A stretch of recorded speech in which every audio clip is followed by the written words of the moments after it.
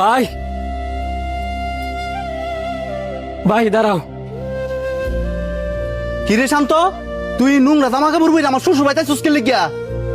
তোর যদি আমার শ্বশুর বাড়ি কেউ অনেক দেহে তাহলে তো আমার মানিজ্জত কিচ্ছু থাকতো না। ভাই ইজ্জত দেওয়ার সময় ওরে নাই, মা স্ট্রোক করছে, ডাক্তার কইছে ইমার্জেন্সি হসপিটাল ভর্তি করে ফেললে গিয়া, নয়তো মারে বাঁচান যেত। আমার অনেক টেয়াও লাগবো। অনেকটা লাগবে, আমি কি করতাম? গিয়ে ভর্তি করবি কেন?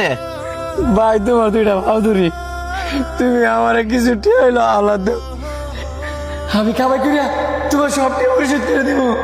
টিয়া? কিসের টিয়া? যেদিন থেকে আমি আমার পরিবার চাইরা আমার এই শ্বশুর বাড়িতে আয়া উঠছি ওই দিন থেকেই তখন সবার লোক আমার সব সম্পর্ক শেষ। তোর আমি কোনো টিয়া পয়সা দিয়ে দিতাম না, জানতে।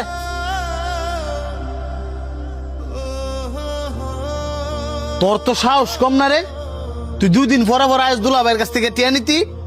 এতদিন তো আমার দুলাভাইয়ের গাড়ির উপর বয়ে বয়ে খাইছস, আর অনেক খাইতে পারস না দেখা আইসস মার অসুস্থতার কথা কয়ে টিয়া নিতি। তখন মতন ফকির নি করে আমার ভালো করে চিনা আছে, তুই অক্ষণ আমার বাড়ির উপরে থেকে বের হয়ে যাবি। আমি তো দুলাভাই তো তোর আসতে লাত্তি দিছে, আমি এমন লাত্তি দিমু মাজার আড্ডি ভেঙে গেলামু।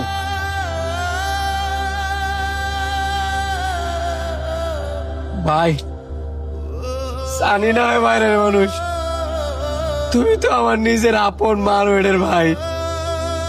মার এমন একটা খারাপ অবস্থা, এটা শোনার পরেও তুমি কেমনে পারবা আমারে ফিরে দিতে? আমি কোনো বাইটাই চিনি না, আমি নিজের শ্বশুর বাড়ি টিয়াদা চলি। তোরা করতে টিয়া দিমু, আমি তোরা টিয়া দিতে পারতাম না। এই সানি আর গাড় টাকা বের করে দে।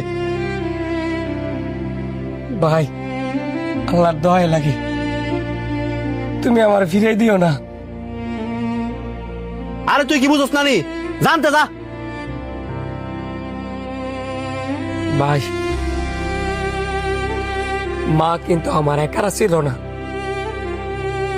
মা কিন্তু তোমারও, আমার আগে তোমারও জন্ম দিছে, আমার আগে তোমারও শুরুতে লালন পালন করে বড় করছে।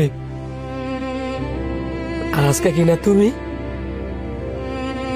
যে মায় মৃত্যু সজ্জা, মৃত্যুর সাথে ভাঞ্জা লড়তেছে, তোমার কাছে আমি কটা টিয়া চাইছি, আর তুমি কিনা মোর উপরে না করে দিতেছ। আল্লাহর কসম রে ভাই, যদি আমার কাছে টিয়া থাকতো তোর কাছে একটিও চাইতে হইতাম না।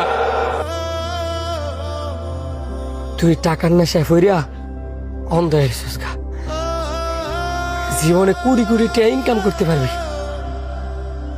কিন্তু মা যদি মরা